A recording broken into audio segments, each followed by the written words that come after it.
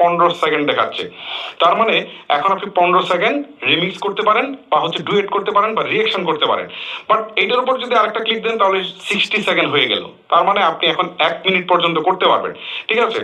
আর এখন এখান থেকে দেখেন 15 সেকেন্ড রয়েছে না, এটাকে টেনে আপনি 60 সেকেন্ড করে দিবেন।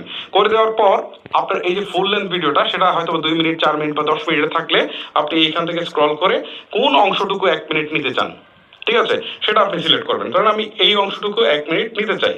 সো এটাকে সিলেক্ট করলাম, সিলেক্ট করার পর নিচে দিকে নেক্সট বাটন একটা ক্লিক করে দিলাম। এখন এটা প্রসেসিং হচ্ছে।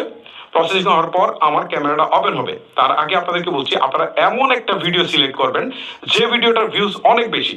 যেমন মিস্টার বিস্টের ভিডিওগুলো অনেক বেশি ভিউ হয়। আবার হচ্ছে এমন কিছু ফানি ভিডিও আছে যেগুলো অনেক বেশি মিলিয়ন মিলিয়ন ভিউ হয়।